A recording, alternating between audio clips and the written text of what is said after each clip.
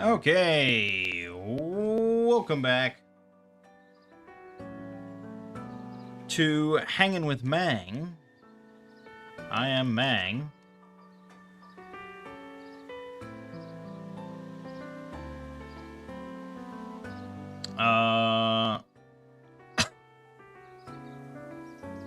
Today we're playing some Fire Emblem Engage.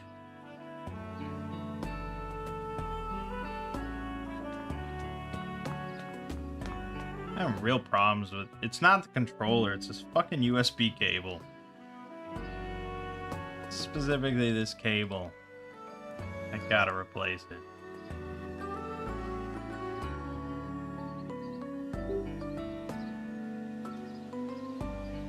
Anyways. Yeah, I've been on a Fire Emblem kick recently, and I decided to go back to Engage, because it's the newest one that has pretty solid gameplay, and, yeah, I've been enjoying it. I find it to be quite easy, especially with the built-in rewind. That's really big.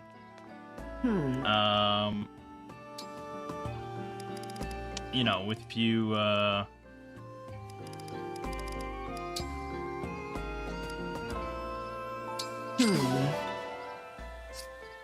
be here. I'm playing probably on just normal difficulty. I'm playing classic instead of casual. But if I played on casual, I wouldn't even need the rewind. I wouldn't even care. I only use the rewind when I lose a unit. And you get unlimited rewinds, I guess, on normal difficulty. So it's pretty easy. But yeah, I mean, it's not bad. I'm not really one that seeks out challenges in Fire Emblem games.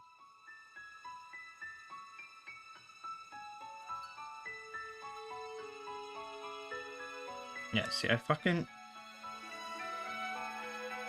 I move my hand slightly and it disconnects. Ridiculous. Anyways.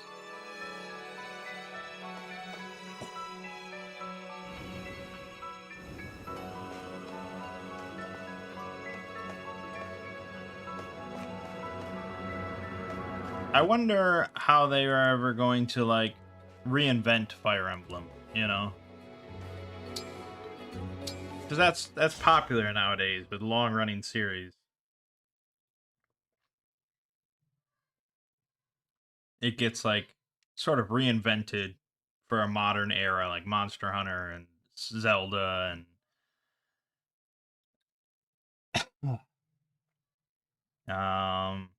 there's some other examples, I'm sure.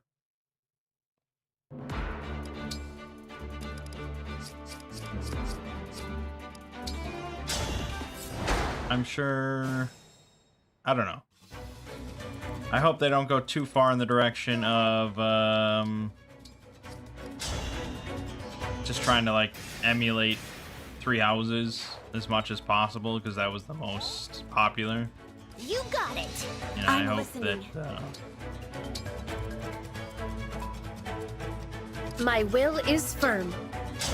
They continue to focus on gameplay more than some sort of dating simulator or whatever the hell Three Houses is. All right. I'll protect you. Your steward's ready. I don't know. We'll see.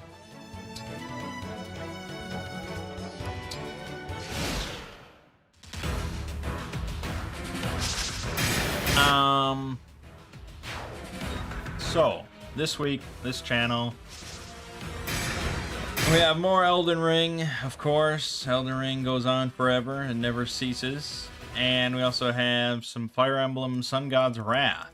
Now, I'll tell you right now that I didn't finish it.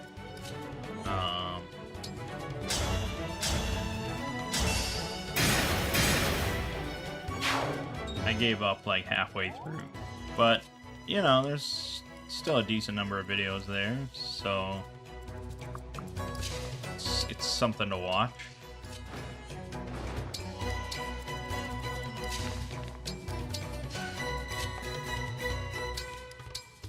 And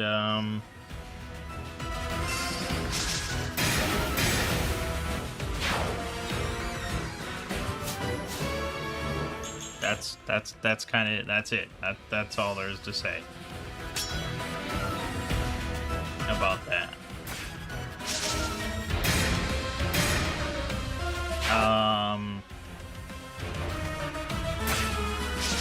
Over on the Exploring series,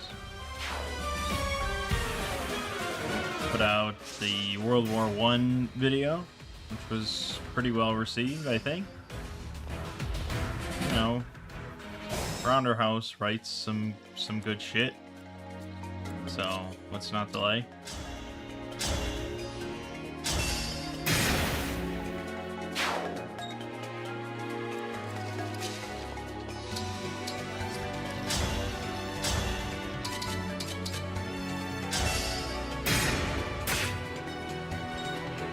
And for tomorrow, I prepared a video on Herbert West Reanimator, the Lovecraft story. About an hour and a half long. It's not one of his best. Nobody thinks it's one of his best. But it's enjoyable.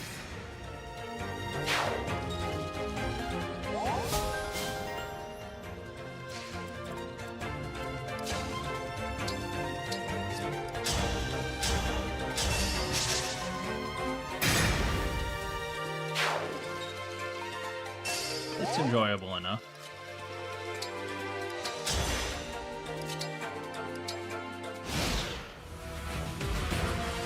And then I think next week this week I'm finally going to be working on SCP-8000.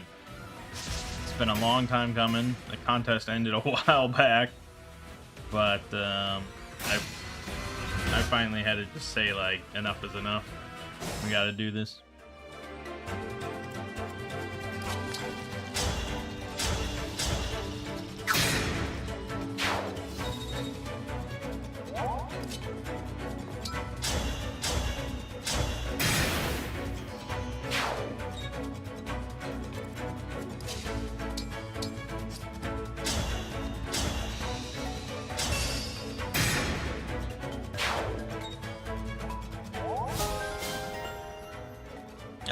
But yeah, I really gotta get something going with something that's not SCP.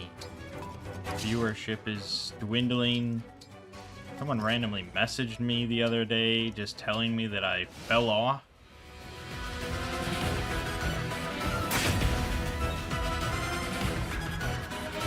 Engagement is not what it used to be.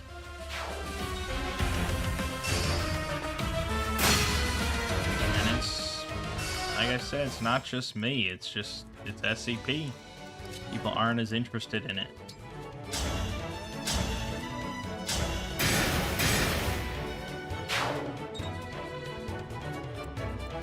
So I think what I'm gonna do is a video summarizing Noroi, the Curse. A Japanese found footage horror movie from a number of years back. Really one of the best found footage movies. And just a really kind of creepy film. That's quite lengthy, a little complicated, has a lot of characters involved in it, and I think would make a good choice for like a summary.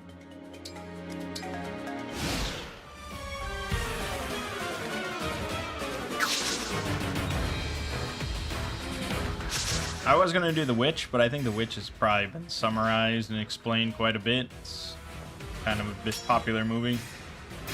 Whereas Noroi, just due to the nature of being a foreign film, is not going to be covered as much. And yeah, I think it'll be good.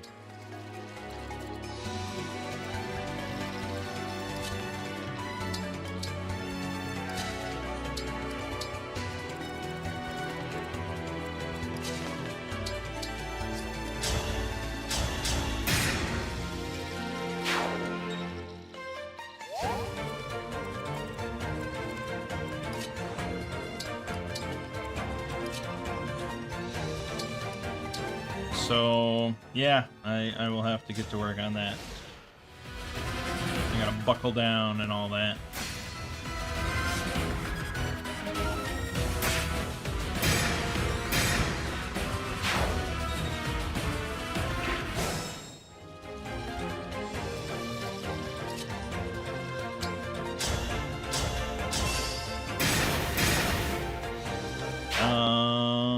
Yeah, that's kind of all there is to say about all that. So this week I was at Gen Con, of course, and it was, yeah, it was pretty good. It was decently fun.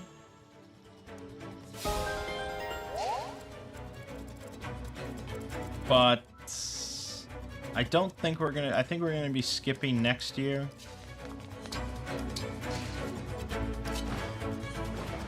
And it's largely because we don't really ever do that many events.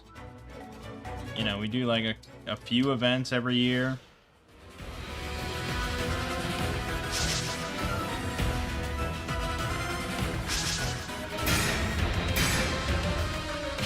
And one of them is like always an escape room, which is not really anything exclusive to Gen Con. It's just like, you know, a decent escape room that's like right next to the convention center. So we do that every year. We enjoy it. And then like we usually do like an RPG event, which is all right. Just because it's like one of the rare opportunities I get to actually play an RPG with some friends.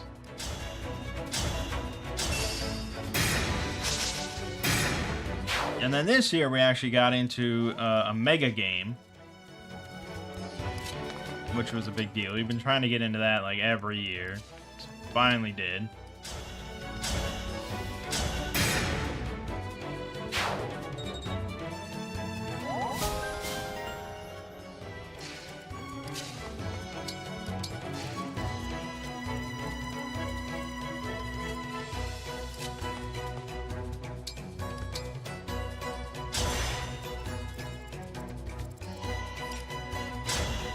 But yeah, I mean, it's just like we don't do that many events at the con, and yeah, we often buy new games that are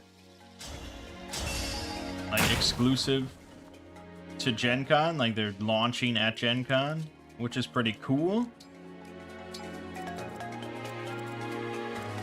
But it's not really worth the money involved, because they keep the hotels nearby in downtown Indy, you know, they keep raising the price of rooms because it's such a popular event and everybody wants to have a hotel next to the convention center because it's just so nice and so convenient.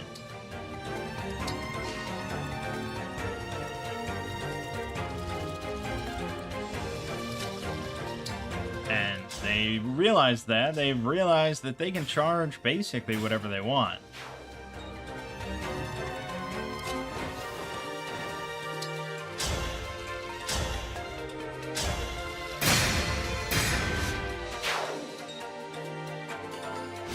And so, I mean, I'll tell you, just so you know, just so you understand. We got 2 rooms for the 4 of us at a hotel like maybe like a block or so away from like the convention center, which is pretty dang close. Very nice. It was a, you know, there are obviously all kind of nice hotels down there downtown. And so our 2 rooms combined cost like just under $6 grand total for 4 nights.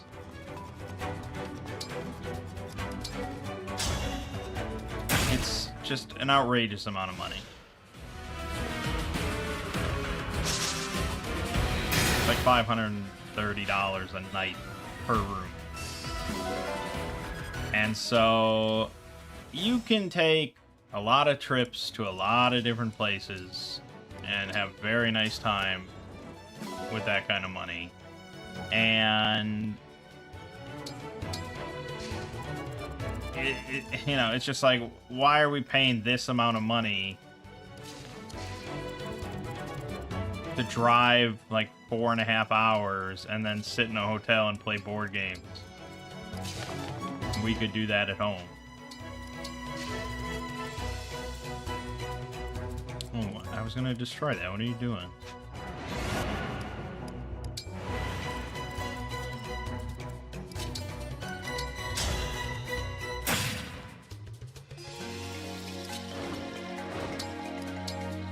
And so that's kind of just what we discussed and decided. It's just not really worth it, at least not every year.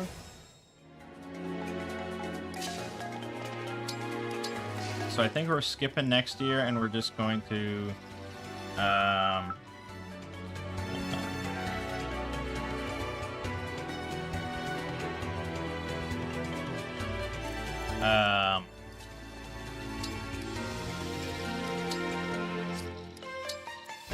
we're either gonna game just at my house for like a few days, or rent maybe a cabin nearby.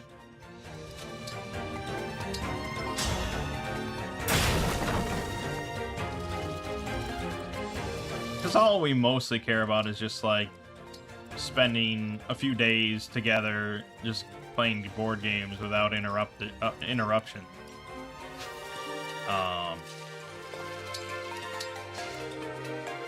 So we can do that basically anywhere.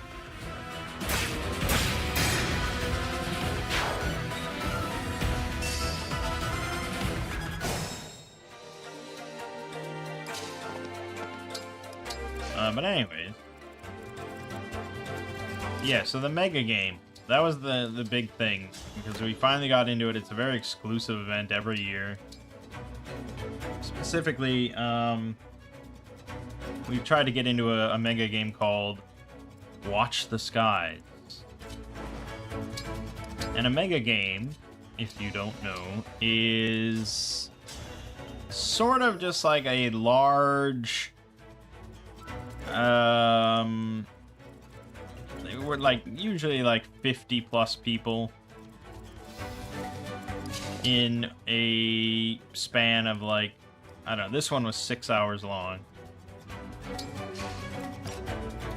And it's combination of board game, RPG, and LARP, essentially.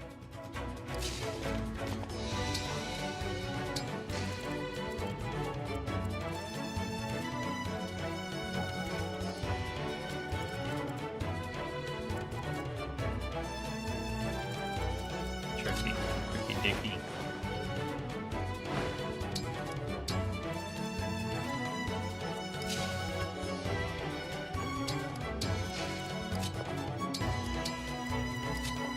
So the big one that we've been trying to get into every year, and it's big partly, I think, because like Shut Up and Sit Down did a couple videos covering it. It used to be called Watch the Skies, and now they've kind of put out like a version 2.0 called It Came from the Skies.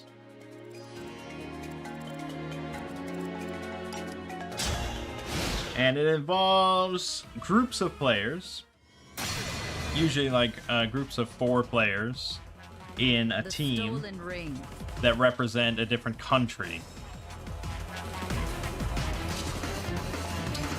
So one team of 4 will represent China, one will represent Japan, one will represent the USA, so on and so forth. And then each player will represent either the head of state, the chief of defense, the foreign ambassador, or the chief scientist.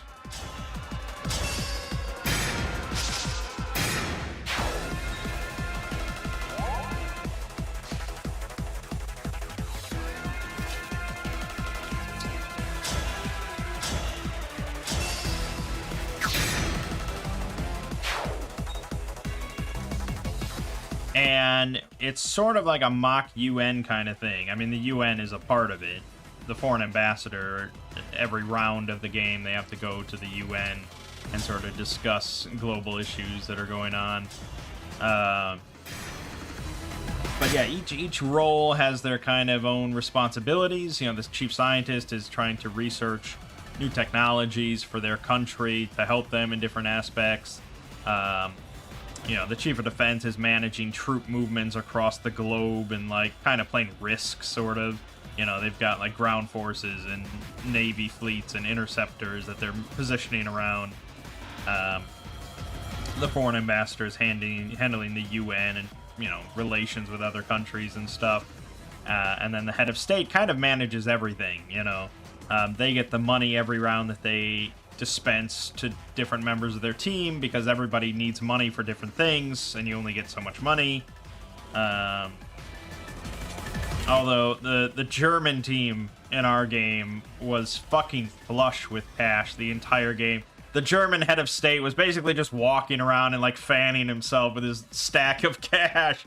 Because the German team entirely focused on just economy, and they developed, like, UBI and stuff. Like, their scientist was on top of his game because he developed, like, faster than light technology at some point and stuff.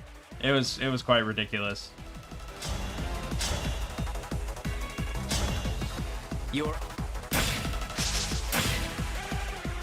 My order. And so the head of the state, they meets with all the other heads of state every round, sort of to discuss the situation, to make alliances, to break alliances. It's a lot of, in our game at least, it was a lot of sort of, like, very polite talk. There was a lot of, you know, handshaking and just sort of, you know, the sort of typical political garbage that just sort of spews out of everyone's mouth when they're just trying to be overly polite to not incite any wrath.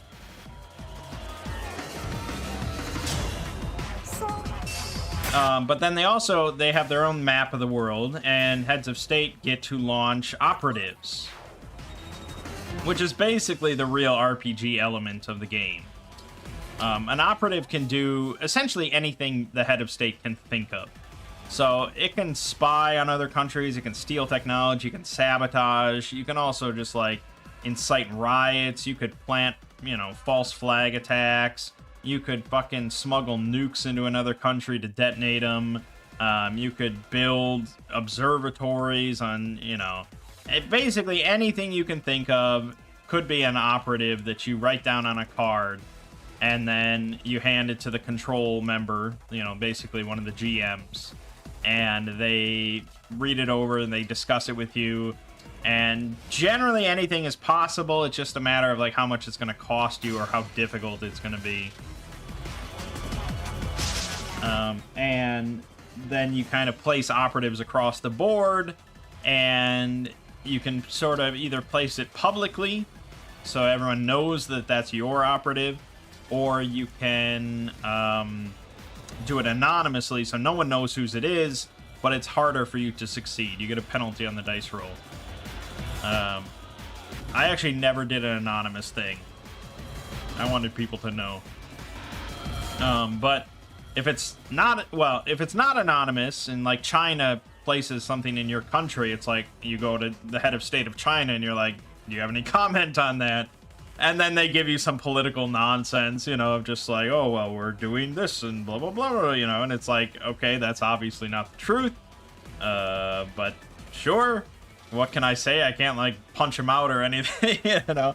So it's just, you gotta deal with it as it goes. But then if there's an anonymous operative in your country, then it gets a little trickier, because you don't know who to talk to, you know, you talk with some of the other heads of state and see if they have heard anything about what, you know, because everyone's kind of talking with everybody and saying different things. So, and eventually you do develop some alliances, maybe. And so you can go to your allies who themselves have different allies, and maybe they've heard something in the grapevine. Or you can launch your own sort of counter operative in your own country to figure out what that operative is doing in your country.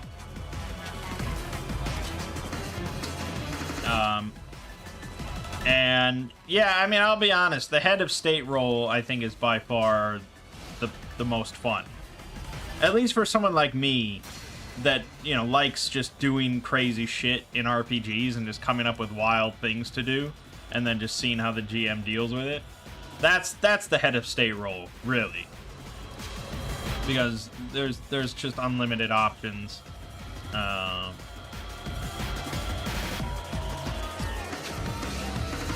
For how wild things can get. So,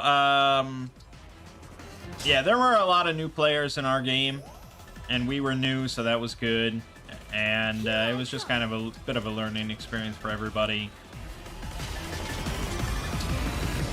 And amazingly, shockingly, we ended up being Team USA, baby. USA #1. We were very excited about that. And I knew that we started with nukes. We're one of 3 countries that start with nukes. And we're the only country that can launch a nuke unprovoked. We don't have a no first use clause or anything, like treaty or anything. If we want to fucking nuke you, for whatever reason, we will nuke you. And it's great. So I was very excited to use the nuke at some point.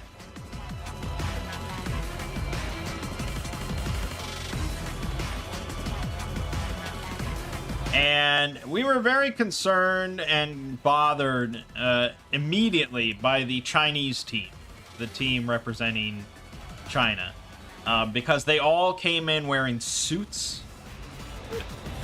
They all had played before. You know, in that movie, you know, in movies where you have like the fucking. Like every sports movie basically has this team that comes in that's just like, we're better than you and we know it, you know, the villains. Like that's basically how they entered. And they didn't come off as villainous in any way otherwise. They came off more as just kind of like, I don't know, maybe a little smug, maybe slightly smug. Because again, like they have played before.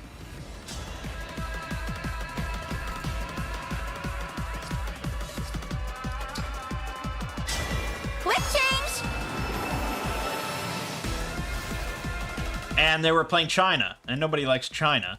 So there was that.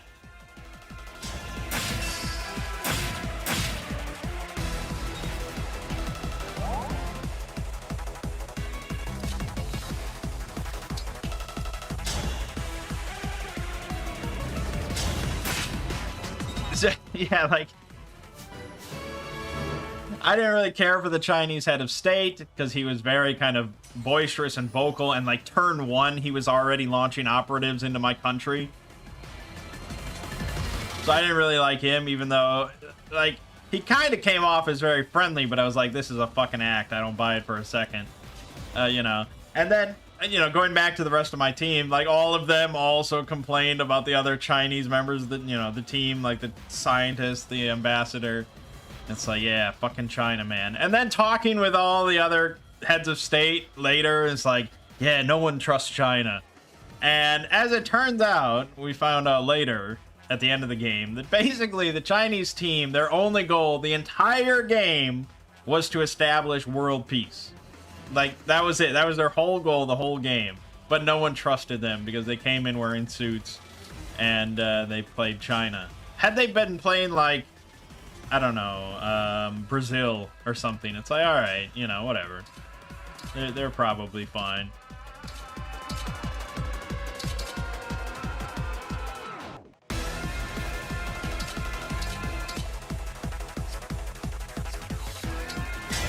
Emblem engage. So I don't really. I'm not gonna go into like a blow-by-blow playthrough of the game, just because I partly don't really remember much of it or all of it.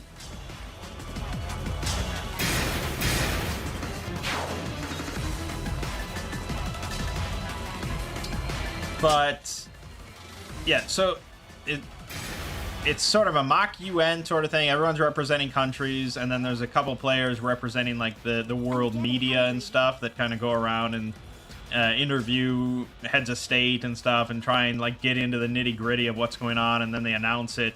And depending on their announcements, that can affect countries' PR rating. Like if you come off in the media as doing a not very good job as a government, like that hurts your PR, which hurts your income each turn. So it's important to look very good in front of the media. But then there's also aliens. This is an alien scenario. And, they change it every time. Like, what exactly the aliens are doing.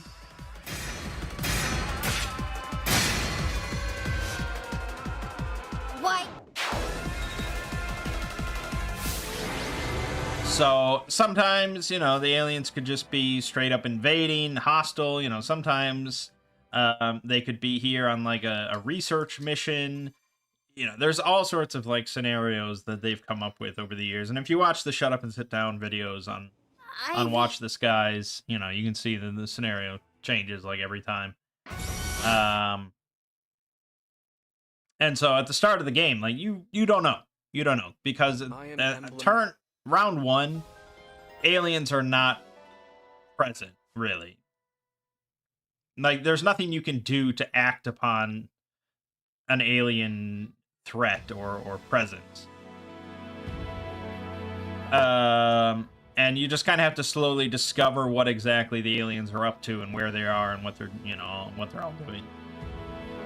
So round 1 was pretty lame, basically just meeting all the other heads of state and oh, by the way, yeah, so I was the head of state. I was the president of the United States, of course.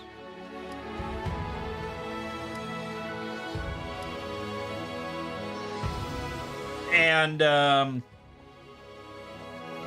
yeah, I mean, there was some operatives going on, except, like, the head of state GM, the guy that was handling all the head of state stuff, didn't really know the rules, which is not good. So he actually majorly fucked up our operative stuff. He told us initially that we had to buy our operatives for like 3 million apiece, which was quite a bit of money round 1. And so a lot of countries didn't spend any money round 1 to launch operatives because we felt money was better spent on like research and stuff. And then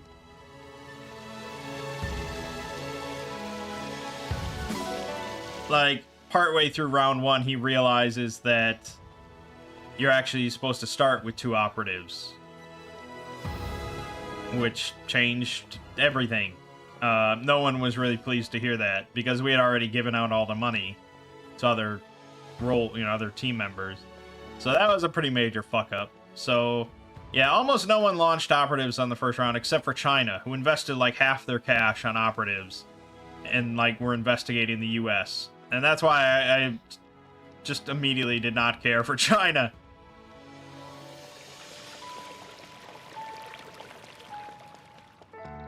And then we kind of fucked up round 1 because my foreign ambassador didn't really read through all the rules on the little rule booklet that she was given. And so she didn't really know exactly what she was doing. And when I was divvying out the money, and I was like, okay, what do you need money for? What do you need money for? What do you need money for? She said she didn't really need money for anything.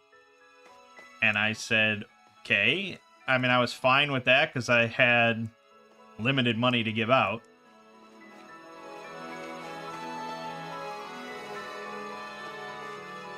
But as it turns out, she did need money. Because during the first UN assembly that she attended, they were informed about a crisis in Uganda. There was a big famine going on, and every country was spending money to pledge to send over supplies and things like that to help out the Ugandan crisis. And the only country that didn't participate was the United States of America, because we had no money assigned to the foreign ambassador. And so we were the only country that didn't help out with the famine. We got clowned on in the media, like just dunked on by both of the media players. And then basically we got dunked on by the whole crowd, including the head GM. And then afterwards, during the next head of state meeting, I got clowned on by like multiple heads of state. And China launched another operative into the US.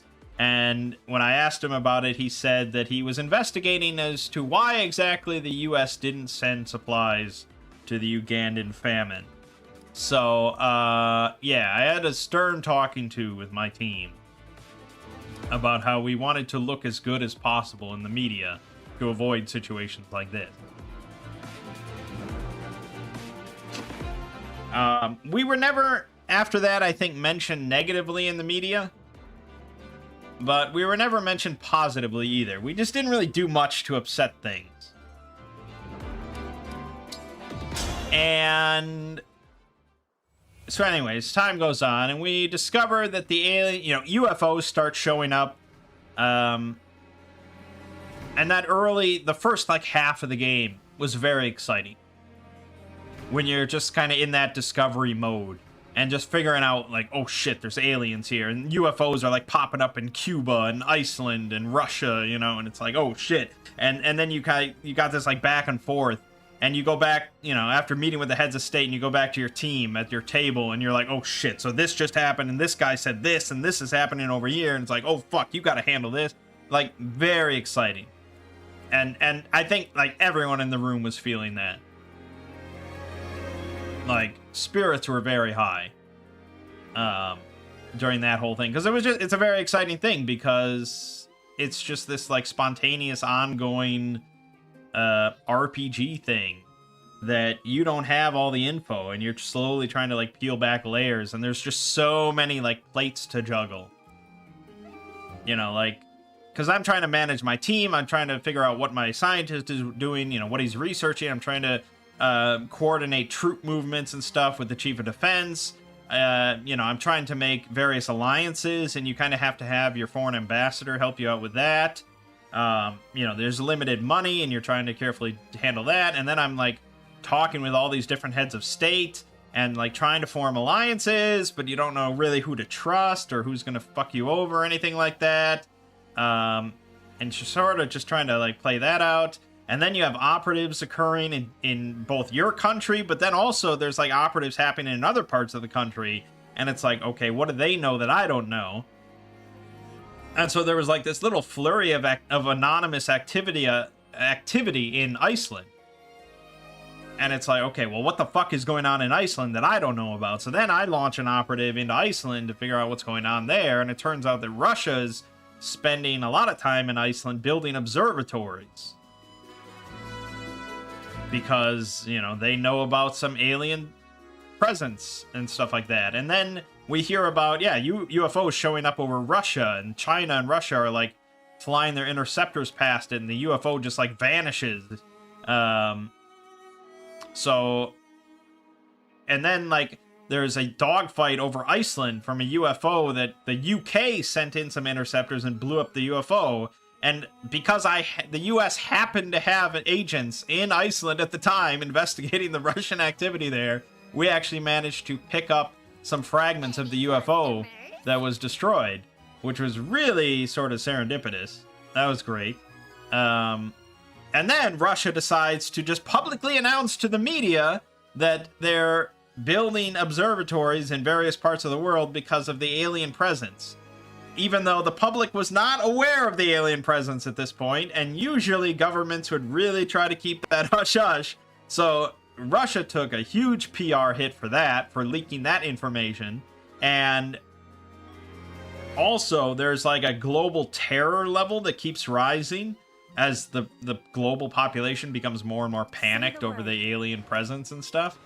And so that shot up due to Russia's announcement, and that pissed everybody off, and nobody liked Russia after that point, because we don't want the terror to rise. And then the UN was like starting to discuss placing sanctions on Russia for doing so, and basically shunning Russia officially. That never actually came to pass.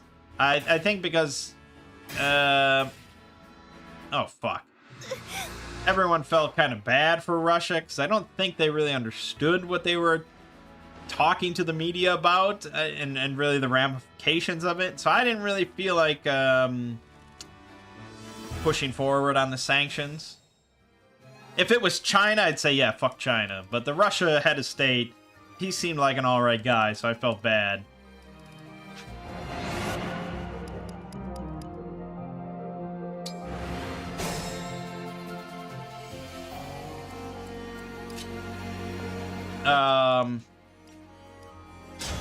God. Yeah, so then,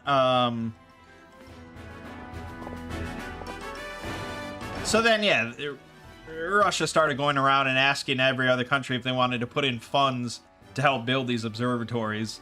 And basically everyone was like, no, fuck you. No one wants to do that.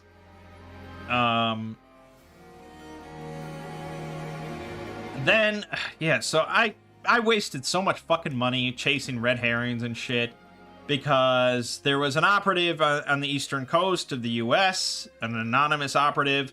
No one I talked to fessed up to it or had any explanation for it. And word on the street was that it was like a GM operative. It was somebody, you know, not a player. It was the GMs that put it there. And so I'm like, okay. So I spent like $3 million investigating it. And I failed the role, so I was basically just told that it's a bunch of hippies complaining loudly that fast food makes people fat or something. So basically, as far as I understood it, a big red herring. Now, had I succeeded, there probably would have been more to it. Yeah, so I was like, okay, I'm not going to investigate that further. And then I spent $3 million investigating Iceland just to find out about the observatory thing that Russia was doing, which he immediately announced to the media anyways. So I wasted $3 million there, but I did get the pieces of the UFO serendipitously, which was kind of nice. There was other wasted money involved, for sure. But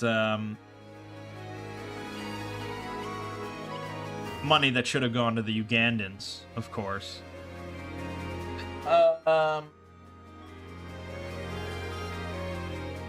So yeah, I would say the first half of the game, very exciting.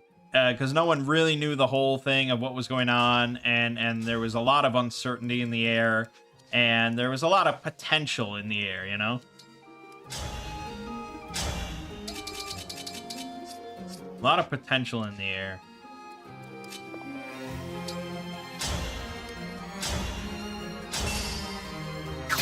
In the sense of, like, because we took a break halfway through, and at that point, it's like, okay, basically anything could happen from this point on. Really, like, anything. The second half of the game, however, kind of devolved a bit.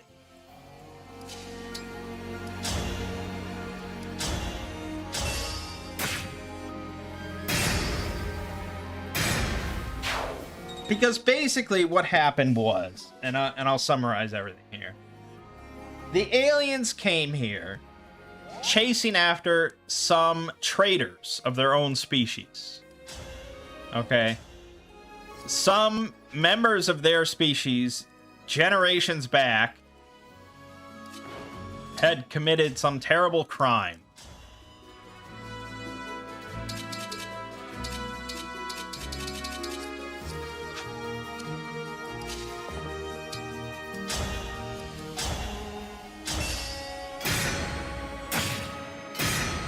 And so they had chased these aliens, came to our planet then, and started just they went into hiding.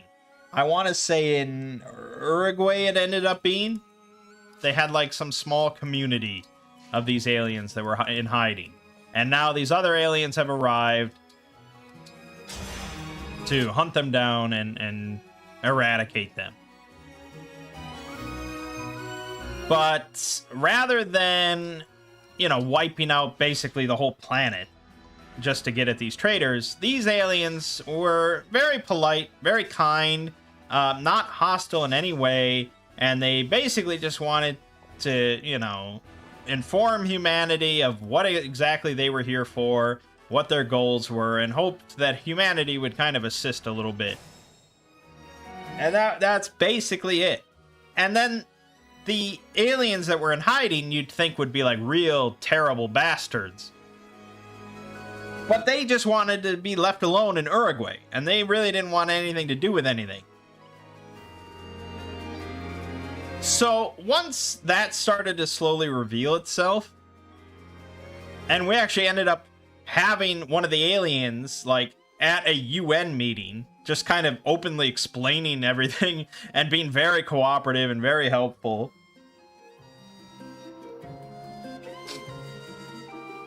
And so there was no, anytime anyone like shot at one of the UFOs or attempted to, basically either the UFO disappeared or got shot down.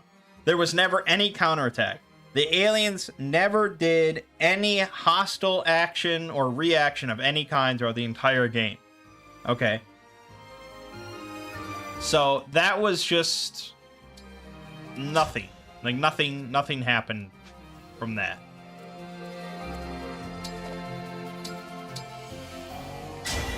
Lend me your... And so when you don't have an external threat, and it's mostly just like kind of trying to figure out like what is going on, there's not really any reason for like India to suddenly declare war on Russia or something like that, you know? Like, there's no reason to just suddenly instigate that for no reason, unless you just want to spice things up.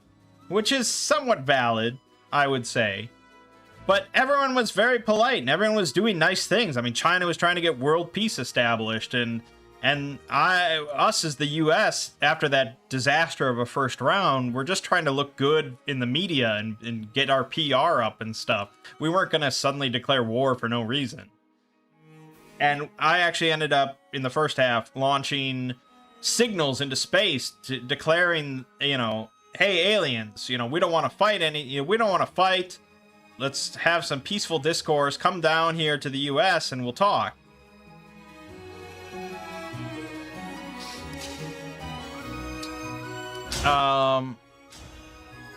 So there was no reason for any mundane conflict between countries. Everyone was very nice, very polite. There was some stuff involving, you know, some of the countries ended up getting a hold of a live alien.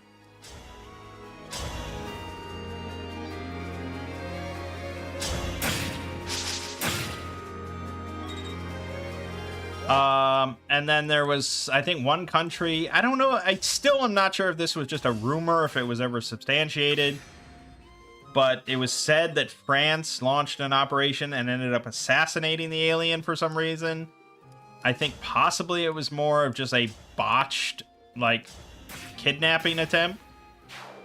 I'm not quite sure yet. France, when I asked him later, he denied any sort of accusation of killing an alien. So that might have, I don't know. I'm not sure.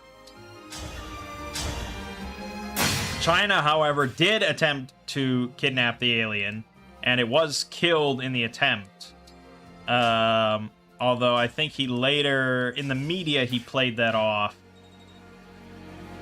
as him trying to rescue the alien from, like, captivity, and it was unfortunately killed in the attempt. So he spun that a bit.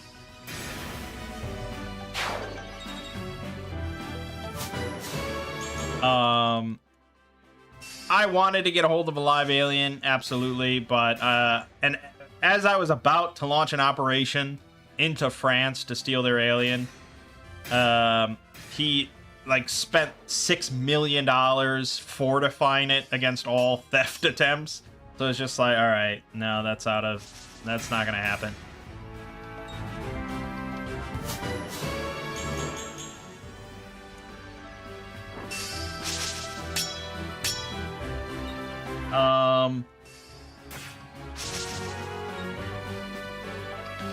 And so, and that was kind of the problem, is that just nothing really happened, ultimately.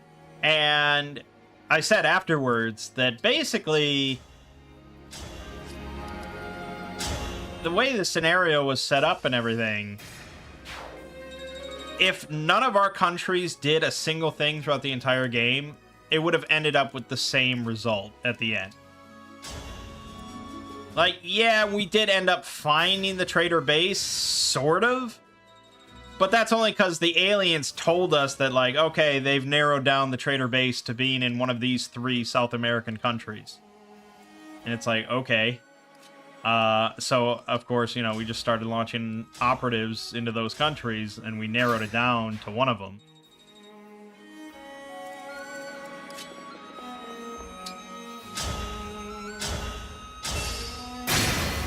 And then they just kind of dealt with stuff. And then at the very end, there was like a big comet that was heading towards Earth. Okay? And this news broke out at the big UN meeting where an alien happened to be present.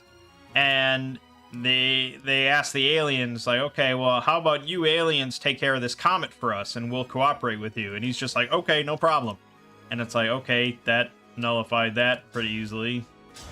You know? Okay. Emblem! So in the final round, there was a very funny scramble right at the end. After the big UN meeting with the alien, it was revealed, and this had kind of been this circulating rumor and stuff like that for a while, that there were some hidden aliens among the various world governments. And it's, you know, started to get a bit more specific that the French government had one, and the French government had actually organized this whole big UN meeting. So that was suspicious. And then the Indian government had one in their ranks. And so us as the US, we started working on a blood test to try and test, you know, high-ranking officials to see which of them is the alien, and we spent a lot of money on that and some, you know, multiple rounds to try and get that going. And then, basically, right as we got it, the French foreign ambassador revealed herself to be an alien just during the UN meeting because there was mounting pressure against the French government, and I had basically stated that, well, the US has a blood test ready to go if everyone here is willing to take it. And I guess maybe that spooked her enough to just reveal herself. And then after that, the aliens gave us like thousands of hand scanners that can just tell who's a human and who's an alien, completely nullifying our blood test entirely. So that was great. But after that, the French foreign ambassador revealed herself. There was a bit of a scramble amongst all the heads of state. And I'm not sure exactly what kicked it off. I think the UK was planning to go to war with France or something like that. I can't remember exactly. But they, you know, someone said go to DEFCON 1. And going to DEFCON 1 is, you know, the trigger for war, basically. You have to do that first. You have to announce that you're going to DEFCON 1 before you can, like, go to war or launch nukes or whatever. So that was the buzzword. And as soon as that was said, you know, somebody else mentioned going to DEFCON 1, and then I'm like texting my chief of defense. I'm like, go to DEFCON 1, you know, this big scramble. And then I think like 6 countries ended up going to DEFCON 1 for no clear reason whatsoever. But it did allow us to launch a nuke, and I'm like, all right, we got a nuke, we got to launch it. So I decided to launch the nuke at the comet, and we did. And as it turned out, the comet wasn't even going to hit the Earth, and instead we shattered it into thousands of pieces, millions of pieces that are now going to rain down on the Earth. So we basically fucked that up, but it was the last turn, so whatever.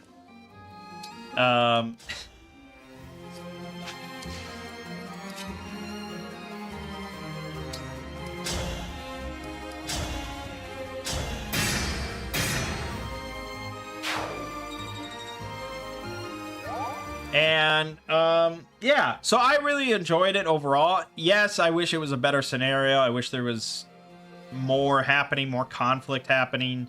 You know, it wasn't so just like everyone's polite because everyone is, you know, not wanting to fuck anything up and blah, blah, blah. I wish there would have been more conflict between the countries and stuff. But I still really enjoyed my role. I loved that first half that was just so kind of chaotic. No one knew what was happening or where it was happening or anything like that, and anything could happen. So I really enjoyed it. I would definitely do it again. My other players on my team, though, not so much. And it was kind of understandable because they had a lot less kind of freedom to just do whatever the fuck they felt like.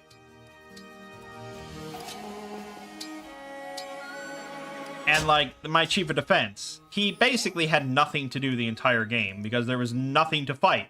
And I think that probably went for every chief of defense across the board. There was just nothing to do. There was no aliens to fight. There were no countries to fight. It was just nothing. And so, yeah, he really didn't enjoy it. But he understood that it wasn't really the game's fault, it was the scenario's fault. And probably we as the US should have just nuked somebody just for the hell of it, just to kick things off. Probably try to do it, like, anonymously, maybe. So that just cause chaos. Just, like, smuggle a nuke into some random country in Africa or something that no one's paying too close attention to. And then, you know, the scientist, yeah, he's kind of just researching stuff as much as he can every turn, but and I don't know what the other roles really did, so I can't comment too much. Maybe he did have more freedom. And I think he kind of did, because when I came up with the idea for the blood test, he was the one that handled all that, and we ended up getting the blood test. So obviously he could go to the GM for scientist and say what sort of thing he wanted to develop and try and make it happen. So I think every role probably has freedom to do stuff. You know, it's just they didn't. And then our foreign ambassador is basically new to gaming entirely. So she's never played any RPG before. She really almost hasn't played any board games before. So it was always going to be kind of awkward for her. So yeah, I mean, I don't know what to really say about that. I think all of them would do it again.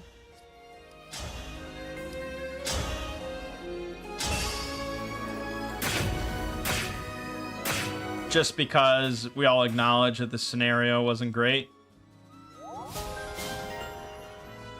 But, yeah, it definitely could have been better. But I had a lot of fun. I'm glad I did it.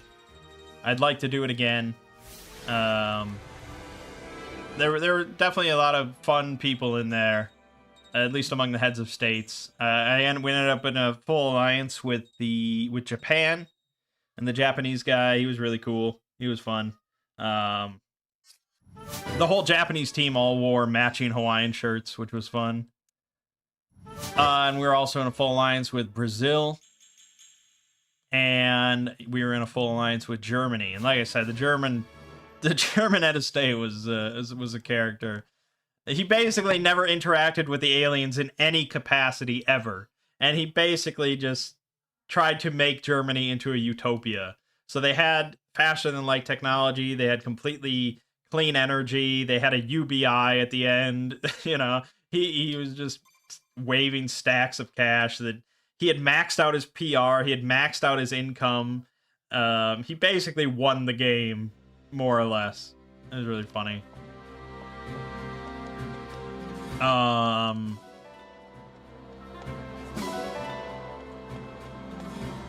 Yeah, it was good.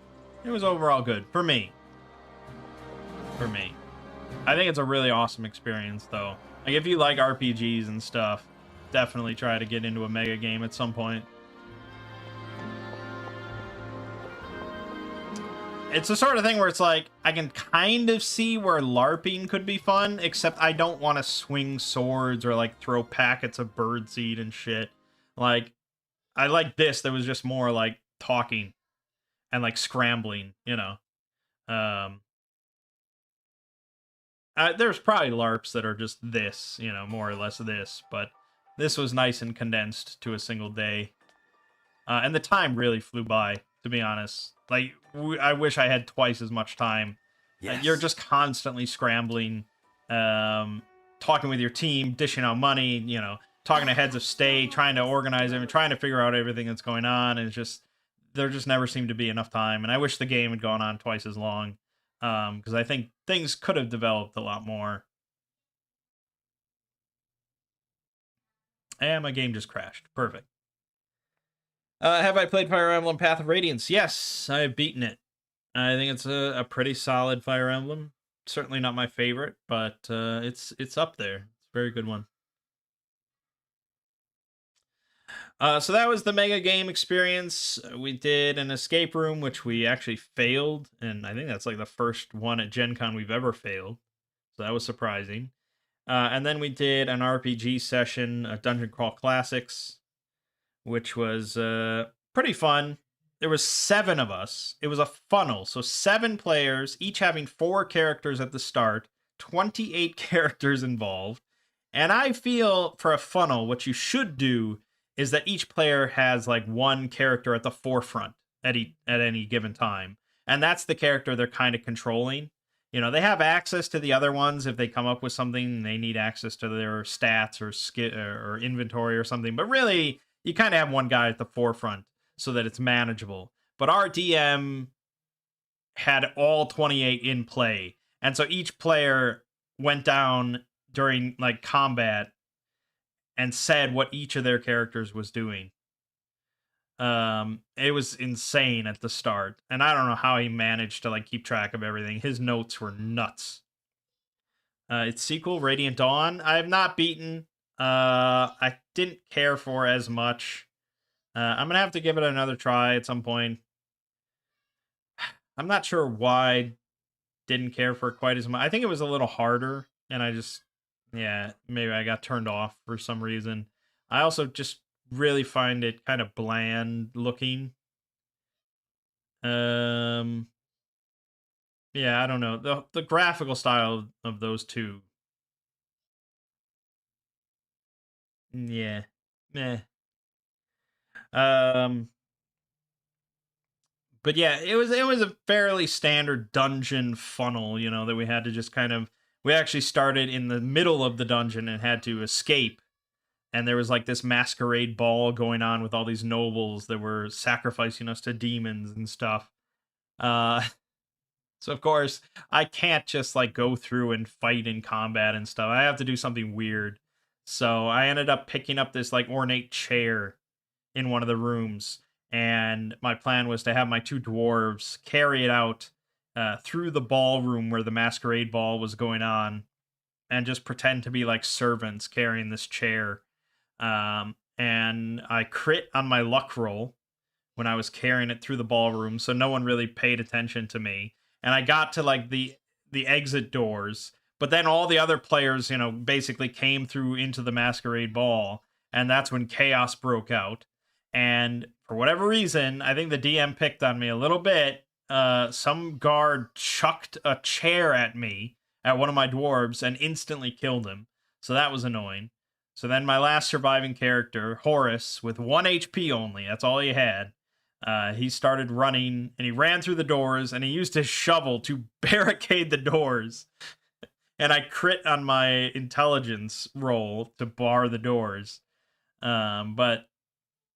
And then someone else started a fire in the ballroom. So I was laughing and laughing because the doors were barred, and there's a fire spreading, and you know, if something didn't happen, everyone in there was all gonna die from the fire, and I was just gonna whistle and walk out.